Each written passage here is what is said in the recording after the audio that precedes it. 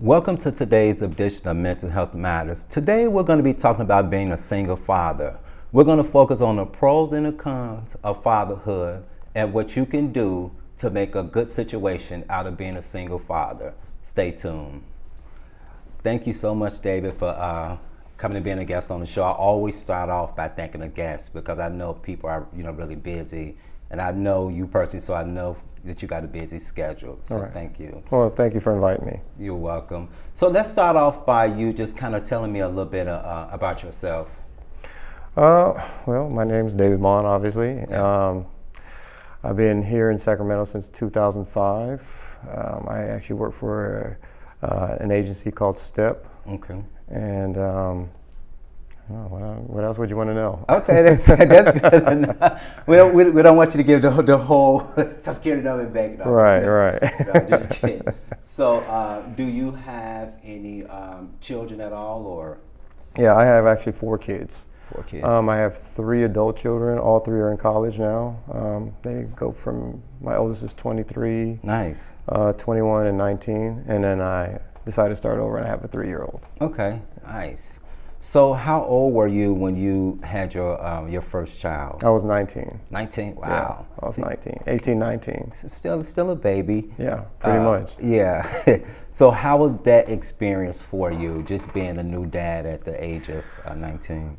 You know what? It was a bunch of emotions kind of wrapped into one. I would say it was the most joyful, but the most scariest at the same time. Yeah. Because that meant that I'm gonna have to grow up now and, and step into the real world and try to be the best dad I can be, and to make sure that my kids, or my daughter at the time when she was born, have all the opportunities that I didn't have. Oh, so your first child was the girl? Was a daughter, yes. Oh, okay, I didn't know that. Yeah. I thought it was, okay. So what type of person were you before being a dad? I'm just curious. I mean, I guess, typical, teenager kind of, wanted to just hang out, have fun. I had a girlfriend, so wanted to hang out, do stuff with her. I played high school sports. Nice. I lived a pretty active, I would say a normal lifestyle like any, teenager would, I guess you could say. Just had a social life with friends, active in sports. I did pretty well in school. And then I just hung out all the time, and then you had a girlfriend or something like that, and you just hang out. Nice. So, did you marry your kid's mom? Yeah, I did. Okay. So eventually, we were together for several years, and then we decided to go ahead and get married. Okay, nice. Yeah. So, how long were you guys, or how long did you know each other before you decided to actually get married? Oh, before we got married. Yeah. Okay, so probably I'd say about maybe 4. Yeah, I'd say about 4 years. Wow. Yeah. So that was pretty young. Yeah, it was a big move. So did you feel like she was the one at that time, or just it kind of evolved to that point? You know what? At first, I would call it, puppy love. Yeah. So yeah, of course, I thought she was the one, but it eventually worked out to being that it evolved as I was growing up. Yeah. And she was growing up, and we were trying to raise, a kid together before my other 2 kids came into the picture. So it was definitely something that I felt like it eventually evolved there. Yeah. And I think with good reason, for the simple fact that, one, you got to have all those resources, job, Right. home, and then you're trying to make it. Yeah. So it was basically kind of a plan that we were going to get married in the future. Right. But I just didn't know when that was going to happen exactly. Right. Well, I think that's smart that you guys kind of planned, because a lot of people, they just, oh, I'm going to be with you, and they just get married. They don't have a plan of action, no financial stability, Right. or anything like that. So that was a very mature decision on you guys' behalf. So how long did you guys stay married? I think we stayed married just about almost 5 years. Wow, that's a long time. That's a very long time. Yeah. So Especially at a young age. right, exactly.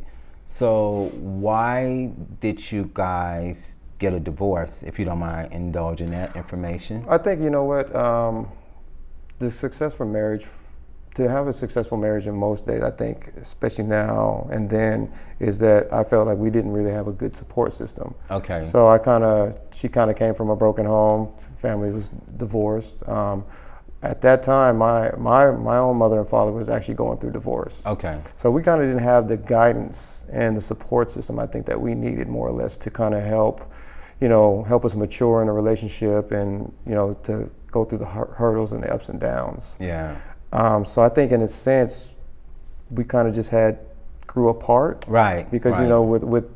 with the mounting stress of finance and trying to live under one roof in a household, and you're trying to go back and forth. So I think for us, it was just a difference. Yeah. As far as like what we wanted. Right. And I think when we got to that point where we got married, then it was just like, okay, well, things kind of just changed more or less. And I think on a personal, for me, I kind of decided to be locked in, but unfortunately, my partner at the time, she decided to go elsewhere. Okay. Yeah. Okay. We're going to get to that, but I do want to point out, that I think that you brought up a very key point about having a support, not only during the marriage but before the marriage. Because it's a very important commitment. Mm-hmm. It's the next step. When you date, you kind of, but it's the next step of being in a relationship. And to have someone sit down and provide counseling, talk about the pros and the cons to being married, talk about the good and the bad, so to speak, because a lot of times people don't have that experience because people have never been married. No, definitely. And if I could comment on it, then anything else is just more or less, I didn't have that structure set in place in the beginning for us. We kind of had to really wing it on our own. Yeah. And I had friends that got married at younger than I did. Yeah. And went through divorce within a year's time. Yeah. And all kind of stuff that when those situations don't go the way that you would hope they would. Right. So I think that's exactly what it is. We didn't have the right structure, so we kind of had to try to mature ourselves and try to figure it out without no real direction. Right. Exactly. So how was it for you during the separation and getting the divorce process? How did that affect you mentally? You know what? I would honestly say it was tough. Okay. Because I think when you're with somebody for a long period of time, and that's kind of like, you shared so much time with, emotion, as far as like knowing one another, habits, and then raising kids at the same time, you just find yourself really immersed in the relationship. Right. Even though you are going through personal changes and your relationship may be going through changes, no other person better than the one that you're with. Exactly. So it was tough. Yeah. It was very tough. And then I think what made it even harder, that at that point, we were already 3 kids in. Right. And at this point, the sacrifices were going to be very great. Right. Just us being together because we had children, we were trying to provide. Yeah. So I think for me, it made it harder in a sense, because I'm like, man, well, it's not going to be fair to our children. Right. Exactly. And then and they're losing out. Yeah. Of that, that whole continuity of a family together that grows together, but staying together to be in love and showing them the same things. Right. Yeah. Exactly. So you had made the decision to stick in there, for lack of better terms. You made the decision to take care of your kids, Right. with or without the mother being involved. Right. Why did you make that decision? I know it may seem like a inappropriate or dumb question, so to speak, but why did you? And the reason I'm asking you that is because being a black male, we have this stigma attached to our gender as being a black man. For those of us who have children, Right. That's not always the case. Well, you know what? For me, I think all three of my children, including the mother of my kids, were all a blessing, no doubt. Wow. The relationship is something you can make a choice in, but having sons and a daughter, they're always going to be with you forever. Right. You can't not be my son or not be my Exactly. daughter. I can't not be your father. Exactly. So, but I made a commitment and a sacrifice, and I have a deep, strong love for my children because they're going to precede me. Right. And exactly. I want them to be the better version of who I am. Right. With more opportunities, more choice. Yeah. And so, I think that's just the love that I have for my family because it's not about me. It's Right. about them than anything else. So, it wasn't even a second guess. Yeah. It wasn't a second guess. And a lot of credit to go to the mother because I think she was dealing with some mental health issues at the time. And we actually had a talk about it. Yeah. And she just felt that it was going to be a better fit for me to remain to, provide and care for them while she could Yeah. get herself stable. Yeah. And they were already very much active, playing sports, going to all their events and everything like that. And it's just like, I couldn't think of any other way, any way or anything to do but be a dad and, be supportive like I have been. Right. So I am very glad that you brought that out about the mom because, a lot of people will look at this show or look at a situation like that and will automatically tear her down, or if it was you, tear the man down. But that was not necessarily the case as far as her being a bad parent. The decision was made that, okay, the kids would be better off with you because I have these challenges going on. And to me, that's the right thing to do.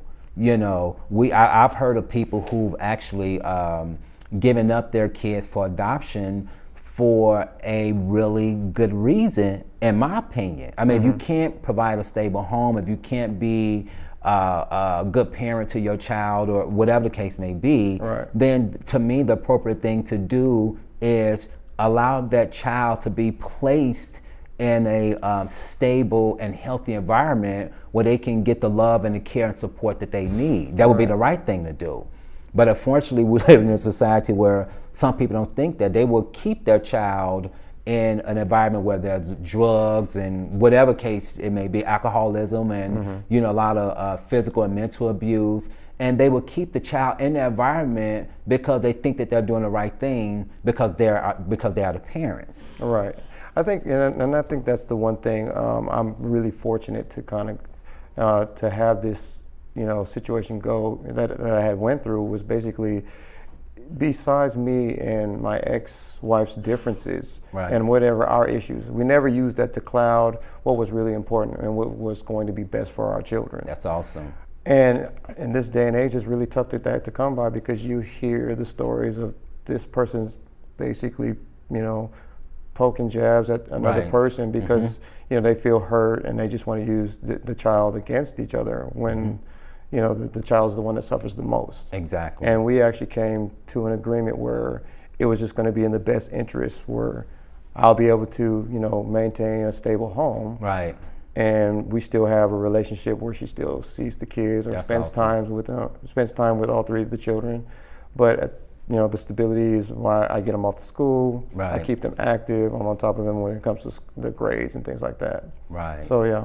Wow. So I give a lot of credit to her because a lot of women wouldn't do that. Exactly. And a lot of women, like you said, they would get criticized for such thing because the stigma or the stereotype is that, usually it's the man that runs away from responsibility. Exactly. exactly. And and in this case, you actually have two people that are mature enough to come together, even though they had to overcome different types of adversity. Right. But you could come together and basically, sort out these issues and do what's best for the kids. Nice, nice.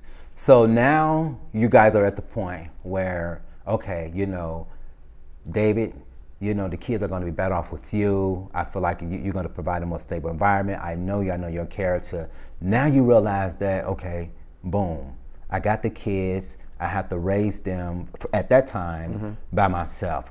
What was going through your mind? What was that like for you? You know what?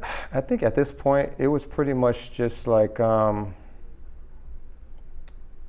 it was just like second nature, I guess you could say. Wow. I didn't really even think about it because I think with the love that I have for my family, because at the end of the day, we have a thing where, it's family first than anything else. Nice. And that being said, I mean, there have been, I think, more challenges more so with their development as they're getting older. Right. And dealing with different type of emotions and attitudes. I think that's just my biggest challenge. Right. As far as like, financially providing for them, like for food and clothing and, getting to where they need to go, doctor's appointments or, sporting events or things like that was pretty much regular in my household. So I just didn't even think nothing of it. Right. It was just kind of going through the challenges of becoming,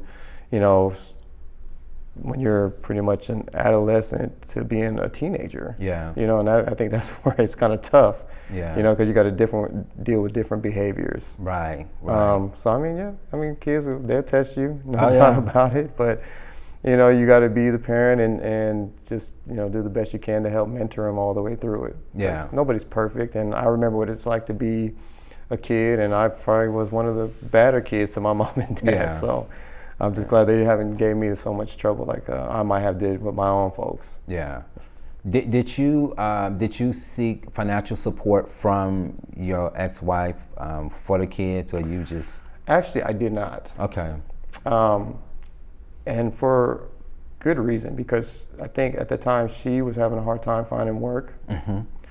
And some people want to get child support and they want to do all this extra stuff. I just want to make sure that my kids are just moving on and they're pushing through and they don't have to worry about that type of adversity, because as a father, I think my main agenda was to make sure that they were going to be okay no matter what. Wow. Yeah. No, money from her or money from anyone else, I didn't necessarily need it. I just made sure that I did what I needed to do to make sure they had to go through. Yeah. Now, it's not to say that she never did contribute, because when she did work, she was able to, pay for whatever. But we had a deal kind of set up where when they spent time with her, she would, attribute to anything that they needed.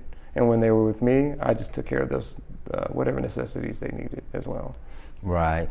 You don't know how I feel. Like I'm really, for me, honestly, I am really glad, elated that you made that decision, because once again, being a black man, you don't get that type of mentality within our race, and I like how you decided that, okay, this is my responsibility, I'm gonna take care of my kids, and if she decided to contribute, or knowing that she did contribute when she had them, it was like, okay, but this is what I'm gonna do as being their father. Right. And I'm seriously, trust me, that type of mentality does not always go on. And I'm gonna be real with you, especially in our race. And I know people may watch it that's African American, they may have a lot to say. I don't care. The truth is the truth. Right. You have people, it seems like as soon as the baby come out, the baby probably ain't even out good, they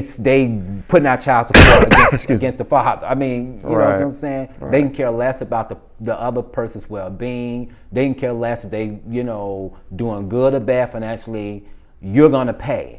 And that's not always the best way to go about, to deal with a situation. You know what I'm saying? Because regardless, she still is the mother of your children. Right. You know what I'm saying? No, I definitely agree with you. It's just terrible when you hear that people are just kind of mudslinging back and forth over a child, and it really kind of has to do a lot with finance. Right. But exactly. I think with in our household at the time, and even when we had two separate households, it's really more about the love and the welfare of our kids than anything else. And that's why I give her, you know, as a woman and as a mother on top of that, a lot of respect and a lot of credit. That's awesome. Than anything else. And I wouldn't say that my kids always have the best relationship with their mom. Yeah. Because everybody has their own individual adversities they have to deal with each parent. Right. And I would say they have the same thing going on with me. Yeah. But there would never be a time I would let them be disrespectful to their mother at all. I'm like, at the end of the day, it's still your mom. Yeah. You still got to talk to her. Yeah. She gave you life into this world. Right. And so you're going to have to respect her for that. 'Cause Yeah. without her, you couldn't be here. Yeah. So, That's awesome. So even though like you may not have the best relationship, doesn't mean you shouldn't still be respectful Yeah. and courteous and thankful for, you know, you being here. Oh, that's awesome. That's awesome. Having a daughter as your first child and a single male, how was that for you? It was tough. That was kind of tough. Let's talk a little bit about that. That was tough. Yeah. I'm probably what you would say the overprotective dad. Yeah. Yeah, because, you know, as most men like ourselves and those guys that are around there, you know, when you're a teenager, you know, I know hormones go out of control. Right. And then, you know, with that being said, that there's going to be a level of manipulation and, Right. you know, trying to control, you know, people. And, you know, when it came to my daughter, Right. I mean, you know, I probably should have bought a shotgun, I'm pretty sure. But yeah, I have a very pretty daughter. Yeah. And, you know, like any father, that's kind of tough the other thing. But of course, I'm level-headed. Yeah. I may think one thing, but, you know, logic steps in. Right. And what it really came down to was for me to teach her how to date. Right. You know, I took her out and, you know, did dates when she was little, opened the door for her, buy her, like, you know, popcorn, just as a starter than anything else. So that way when she actually was able to start dating and do those things, she kind of already had some foundation. That's awesome. And I think the thing is like, I don't want to say that I never wanted her to date. You know, most dads would be like, yo, you can't get married till you're like 35. Yeah. Actually, I'm kind of a little bit opposite. I want all my kids, and especially my daughter, to understand what love really is. Right. And to kind of show that and then watch it kind of grow within her. Yeah. So, yeah, it was tough because, you know, when you got a pretty girl at home and you got a bunch of, you know, boys salivating over her, Right. you know, Right. I got to, you know, step in and make sure that things don't get out of hand, of course. And, of course, then I become the over, you know, acting dad and like, oh, you know, you're doing too much or, Yeah. you know, this and that. But I think for the most part, you know, she's turned out pretty well. Okay. What about combing her hair? What about some of these female stuff, issues, or things that go on with females? How hard was that? Just, you know, talking to her about, you know, some certain female personal issues, or just, you know. Well, you know what? That's why I'm blessed that the mom is still. It was very much still involved in some awesome. active points because. I mean, when I would comb her hair, I probably put it in 2 Afro puffs or a ponytail, and it didn't always look great because I probably had like the, you know, like a whole bunch of Vaseline on the side of one head and maybe some other kind of gel. You know, I don't know what I was doing. Right.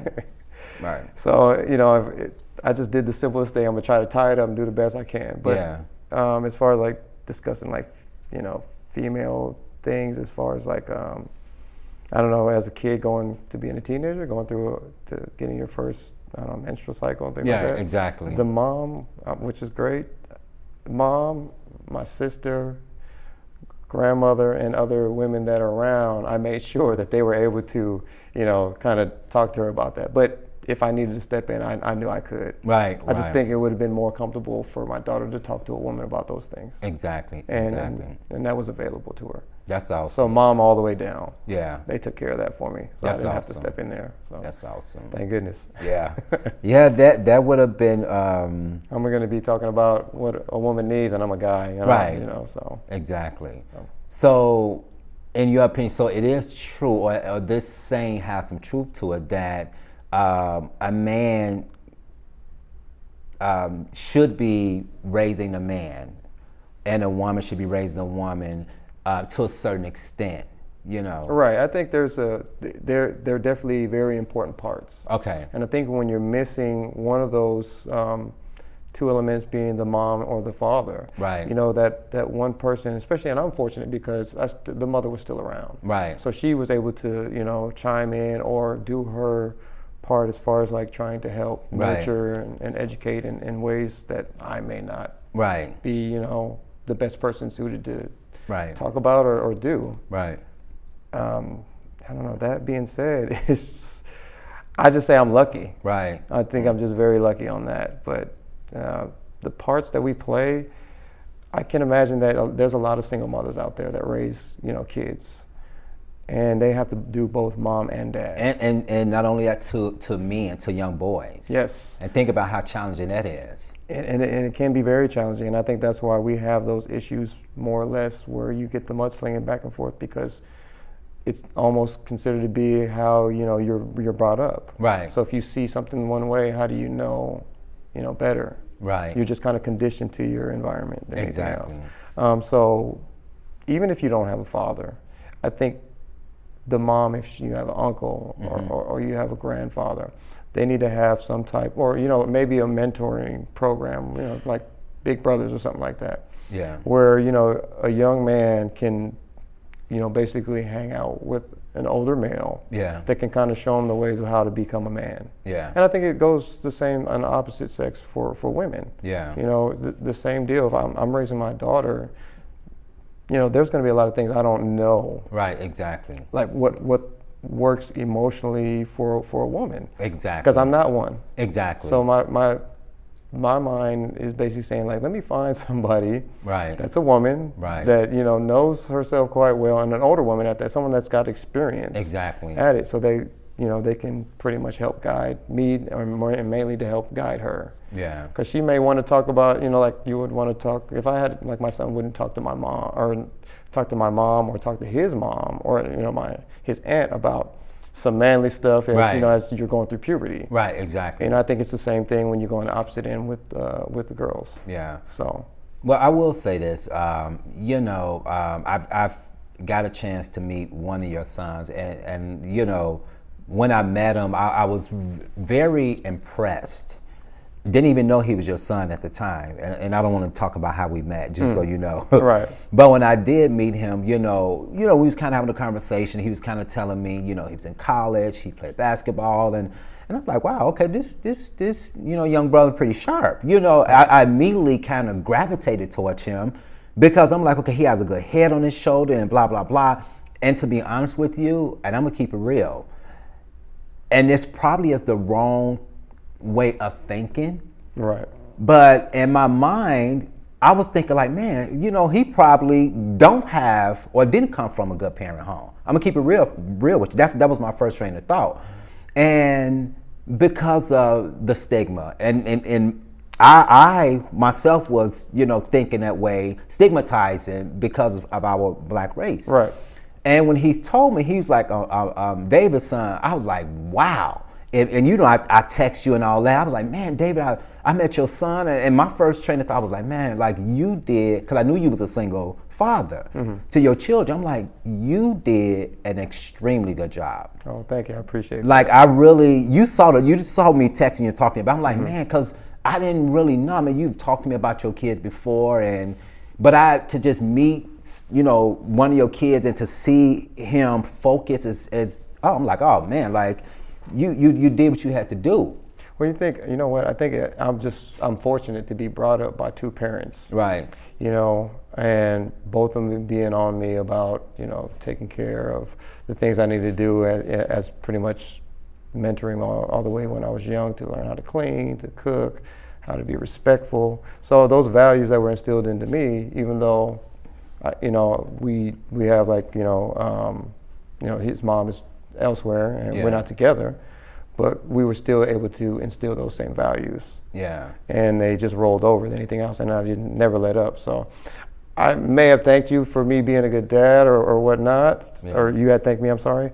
But, you know, no applause is necessary because this is a job I'm supposed to do. Right. Because this is choices I made. Right. And then this is kind of like the way that I think everybody should go about trying to make sure, you know, taking care of your kids. That's what you're supposed to do. Nice. Than anything else. I mean. Yeah. Well, I know you on a personal level. You're pretty level-headed, kind of laid back, and you know, very understanding type of personality. You know what I'm saying? So that helps.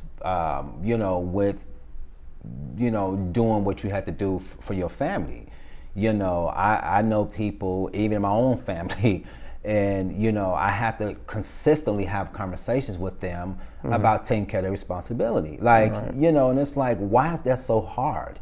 Even if you are not with the, if you're not with the mother, why is that so hard for you to be a man? Because the truth be told is, some of the guys' mentality today is, I'm a man because I make a child. Even though you don't provide no support at all for them, but you're just a donor and you think that makes you a man. Right, but you know what? I think there's a difference between being a father and being a dad. Right. A dad can just show up and take you places and you can have a good time. Right. A father is someone that's going to mentor you through what you need to take care of and teach you right from wrong. Right. And hold you accountable. Exactly. And that's what it comes down to, and be able to teach you life lessons and when you fall and how to get back up. Right, exactly. The dad part is easy. Yeah. The father part is the job. And that's where most men, or some men, struggle at, the father part.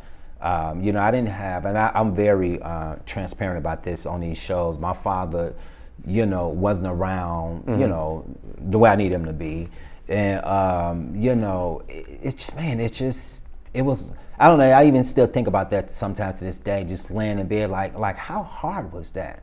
Like how hard, I don't have any kids, but I know if I did, I'd probably be a little bit overbearing because I would be involved in every aspect of their life. Field trips, talk to teachers, basketball, whatever they would be involved in, I'm gonna know what's going on. The interesting thing about that is I know within our own family, some of the family I have here in Sacramento, I mean, there's, I have a lot of cousins that are single mothers. Yeah. And I hear the same things that's being said.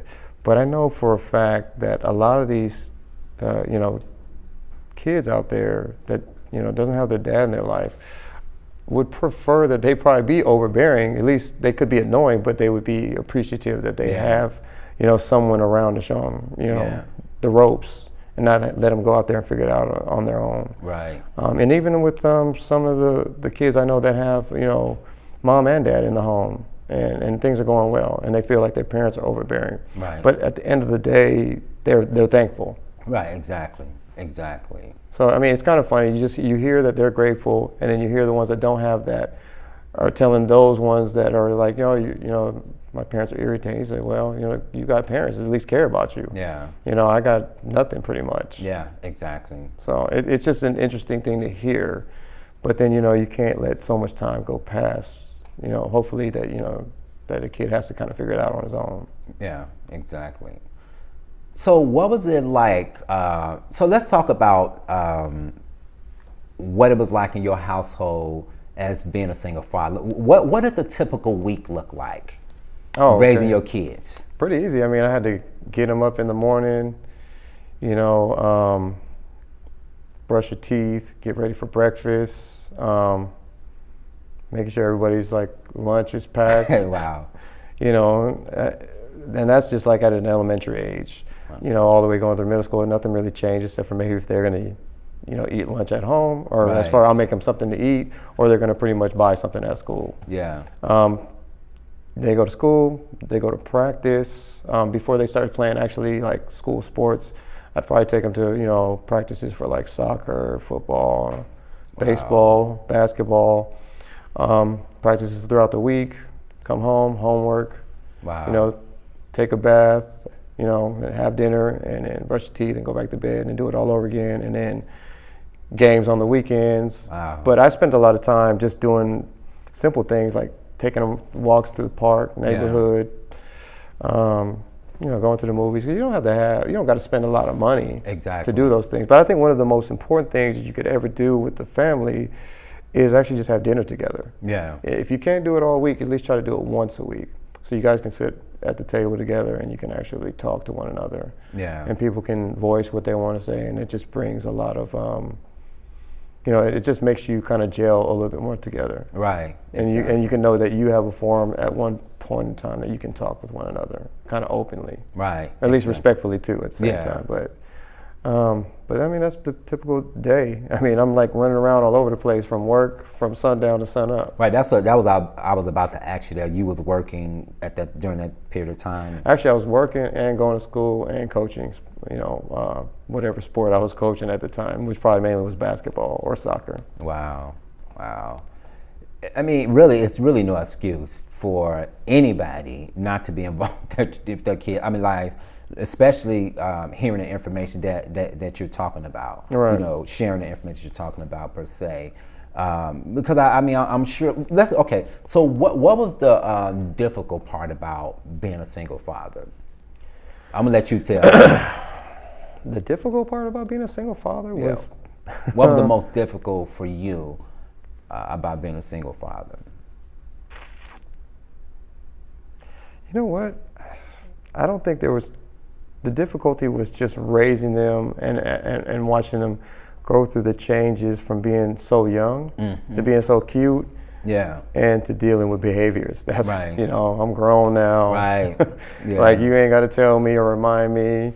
You know, Wow. and the accountability. Yeah. Because kids want to lie about like the weirdest things. Right. And I think just trying to like maneuver through that, I'm trying to bring myself back to their age group and be like, why did I do that? Right. You know, it's just more or less problem solving some things. Yeah. Some things you can't necessarily problem solve because I think you can raise all 3 or 4 of your kids in the same way, but they all just have different personalities. And I think that's where it comes down, dealing with their personalities. Right. My hardest thing, actually, now that I think about it, is dealing with each one of them when they fight each other. Okay. Yeah. When they argue, one don't want to let go, one Yeah. don't care, one wants to, scream and yell, one, sometimes they want to fight. Yeah.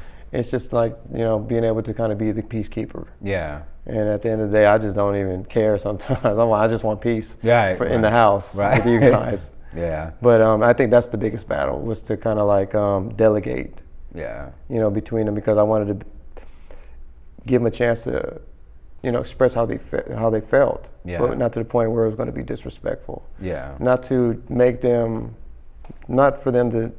for each other to make them understand each other, but to more or less come to an understanding. Yeah. And that's the part that's the trickiest. Yeah. It was really, really tough doing that. Yeah. Because it was like, I got 3 different age groups. Right. My 3-year-old don't count because, Right. He's brand new to the game right now.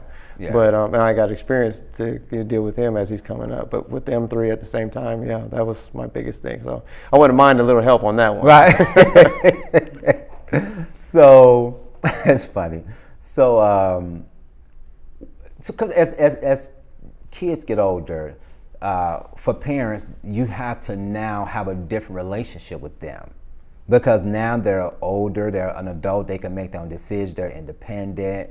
How was that transition for you? I mean, because you're going to always be their parent, their father, but you're not going to be able to have that same authority per se over them as if when they was 12 and 8 and 9 years old. How was that transition for you? It was, it was a little tough because I think any parent has a tough time on when it comes to like letting go. Right. Because you've had so much of an influence and a say in their life, and now you want to kind of like, you have to come to a point where you have to ease back on the throttle and let them make their own decisions. Yeah. But I think I've helped provided enough of a stable foundation. Right. So if they ever did steer off course, they know how to get back. Right. But truth be told, I was been ready for them to make some decisions and make some moves on their own, so that way they can, be prepared as they, get older to go through things in life. Because there's some things I can, tell them about, but they're gonna have to experience on their own. Exactly. I can just tell them what pitfalls to watch out for.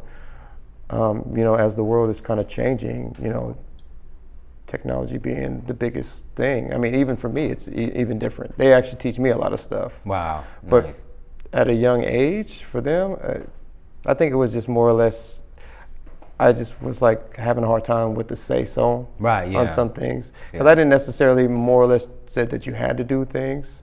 It got to the point where making the suggestions of being able to think things through. Right. And when you're young, a lot of people don't think things through. Exactly. And even at the age that I'm at now, adults still don't think things through. You kind of don't think always in an irrational sense. You kind of think based on emotion. Right, exactly. And so it clouds your judgment. Yeah. So it's be able to take a deep breath or give yourself some time. And that was the thing that I was trying to deal with myself, because I'm like, my son or my daughter, or one of the kids will irritate me with their decision making, but then I have to kind of sit back, let them make that mistake and let them learn from it. Exactly. Because sometimes life is the best teacher. Yes. And we all, as you described, your kids have different personalities. It may be a little bit different than even from your personality.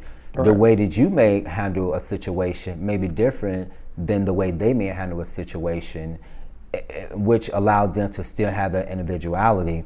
I have a friend who is a single mother, and when her daughter graduated from high school, her daughter pretty much a little bit later moved to Florida. Okay. And didn't really know anybody there, and and that was horrific for the mother. She was like, oh my God, and she didn't want her to do it, and so her daughter had a strong personality. She yeah, I'm going, and so we kind of talked. I kind of helped her mom, coached her along. Even though I don't have any kids, I would just kind of giving her some advice as far as now the relationship has changed. Mm-hmm. You've raised her. She didn't get pregnant at a young age. She's a lot of mistakes that some teenager would have made at her age. She avoided those mistakes. Right. And I always told her, you've done a good job, but being a mom, her expectation was very high for her daughter, which I can only imagine, Right. But her daughter went down there and she did very well, and she ended up moving in with an individual, and that didn't work out. And so the individual ended up putting all of her things out the apartment when she came back to Chicago to visit. Right. And so the individual called my friend, was like, make a long story short, look, this ain't working out, she got to go. So the individual put her stuff out or whatever. And so, and so the mom was trying to tell her daughter, don't go back down there, you don't have a place to stay or whatever. And her daughter had a job. So the daughter was like, look, I'm going back. So the daughter ended up going back and ended up getting her an apartment and getting up on her feet, And so the point I'm trying to make is the mother did extremely good job of raising her. She raised a strong, independent young lady. Right. But it was just her fear of seeing her daughter fail and not realizing that you planted all these seeds in her, so now you have to let them grow. Right. You know what? And I definitely can attest to the same situation. I mean, I think, I don't want to say that girls usually kind of mature faster, but I think they really do. They do. Than most boys, most men. Yeah. Because my daughter was the first one to leave the house, mm-hmm. and actually she ended up living with her mother for a little while, and mm-hmm. then she wanted to transition from that on out, and she pretty much moved out when she was 18. Wow, nice. So she wanted her independence and freedom. Yeah. And I give her a lot of credit because she still went to school. Mm-hmm. She did the roommate thing, and mm-hmm. it worked out for a little while. But she learned a lot of things in that process. But the respect that I give her is that she was able to do it on her own. Right. And she sought advice when she really needed it, and she took whatever advice she thought was going to be beneficial for whatever decision she wanted to make. Right. As far as where to live, how to live, and my thing mainly is just like I would do any other parent, is that we would hope that you raise your kids independent enough so they don't have to depend on anyone. Ooh, I'll make sure certain people see this program right here, just so you know that. Can you say that again for me? Please say that again. You just want to raise them to basically, be self-sufficient and mm-hmm. support themselves. Right. So if you do want to live with a roommate, but things happen, right? Right, exactly. And the roommate decides they don't want to pay rent. Right. Or, they lose a job, but you're self-sufficient that you can hold it down yourself. Right. Wow. And I think that's what any and every parent would want for their kid. Right. Man, woman, mother, father, and uncle.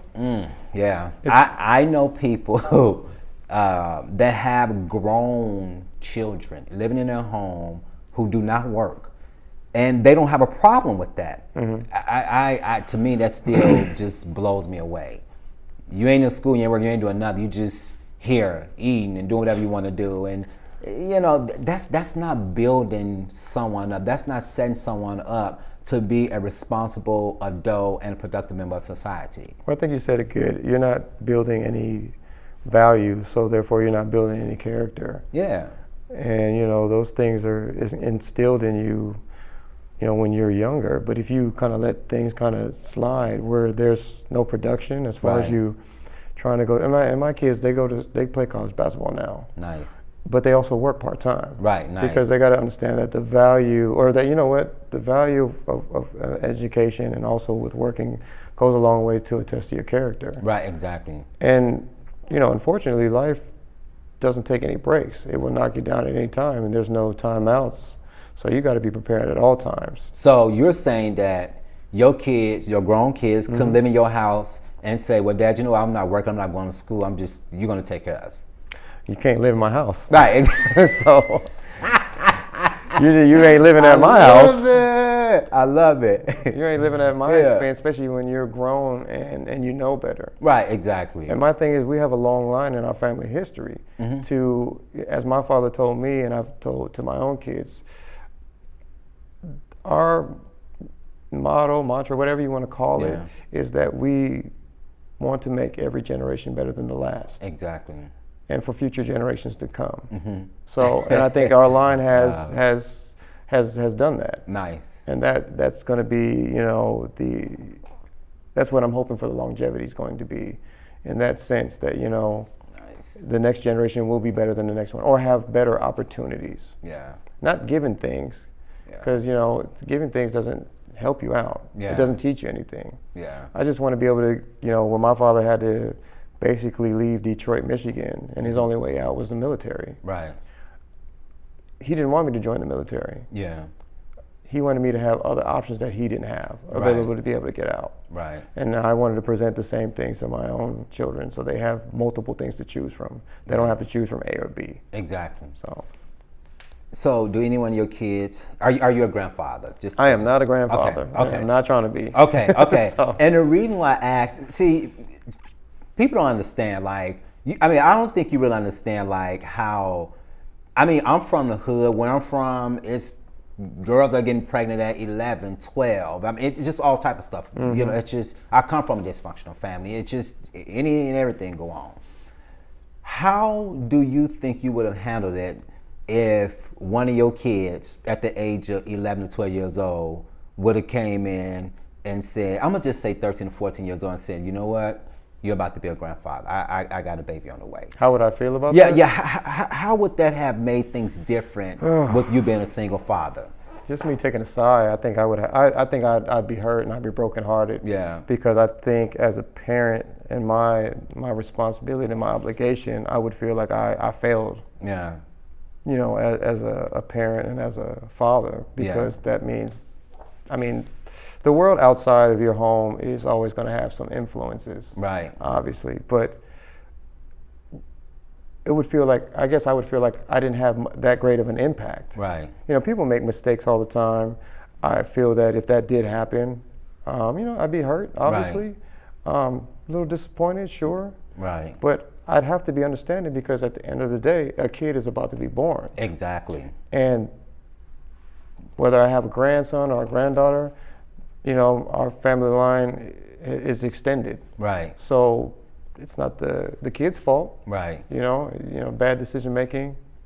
But I would never exclude that. I think we would have to find other ways to still make sure that my son or my daughter remains to go to school. Right. Still works. Right. It's just going to have a little tougher time in being able to have the freedom to do some things. Right. As far as traveling and seeing the world, or having other choices, because I think you might be limited on your choices now. Yeah, and a lot of that would have fell on you Yes. and the mom too. So. No, I don't think. I think I would help. Right. Okay. But you know what? I'd be like, hey, I had kids at a young age. Okay. Maybe not that young. Right. So I guess you're right. A lot would fall on me to a certain degree. Yeah. Because If they're you're a minor. like 13, you would have, because they wouldn't have had that experience. Exactly. So you had those. It's something you did right within your parenting skills when it comes to, did you have those hard conversations? Okay. Yes. So actually, I was going to say that. So I think the main thing was for me was, and me and the mom, was that we stressed that we had, you know, you guys at a young age. Right. But it stopped us from doing X, Y, and Z. Right. And we want the best for you. And the best thing for you right now is not to have a kid. Awesome. While you're still a kid. Right. You know, the best thing for you is to have opportunities. Before you have real responsibilities, even in being in a relationship with someone, you know, do the things that you want to do or that you have imagined. Exactly. You know, go out and get a feel for the world and what it's all about. Yeah. Before you take on that type of responsibility, because that responsibility requires a lot of work. Right. And energy and dedication. Yeah. And I would rather you to be more of a sound person. Right. That you've been satisfied. Right. With, you know, doing whatever before you want to become a parent, because it's a tough job being a parent. Yeah. Well, it was good that they got a chance firsthand to see you and experience your situation. You know, even though the mom's still involved, but just they were able to experience you as a single father, being in a home, raising them. At some point, they was mature enough to realize, okay, man, this may be kind of hard for dad, or this was hard for dad. You know, even though you probably didn't express a lot of that, you know, they was able to see some of the struggles that you went through as well. Right. You know. Yeah, I mean, you know, I think what it is, and I think that way, they can attest, probably if they were here more or less, that they've seen that I had to go back to school at a later time in my life when they got a little bit older. Right. And I had a little bit more flexibility where you don't have to worry about daycare and things like that. That being said, I think that kind of gave them some insight, be like, I don't want to do it that way. Right. But I also made them like watch their younger cousins that were babies, change their diapers and do all that stuff. I was like, so are you kind of ready to do this? That's good. And of course they were like, I don't want to do that yet, because you know, I made them get up in the middle of the night. Right. Like, you're going to have to go change the baby's diaper or something like that. That's good. And my daughter definitely wasn't feeling that. Yeah, that's real good. You know, you got to try to find ways to kind of, you know, be hands-on. Yeah, exactly. And once you got hands-on, then versus someone just telling you, then you live in that experience, you know, it just kind of just resonates with you, and then you'll hold on to it. And then they're like, yeah, we ain't ready to have kids no time soon. That's awesome. So hopefully in the heat of passion or whatever's going on, they'll think twice before anything goes on. How old are your three oldest children? 23, 21, and 19. 23, 21, and 19. Yeah. Wow. Did a good job, you know, getting them that age, they didn't experience a lot of things that a lot of teenagers would or have experienced in the world today. Because I'm talking about, there's some stuff going on out there that they could have easily, and not to say that everything was peaches and cream. That's not the picture I'm trying to paint.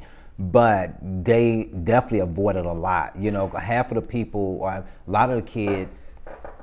I think I've instilled a lot of awareness. Okay, good. Definitely a lot of awareness, and I think that comes with building a relationship with your kids.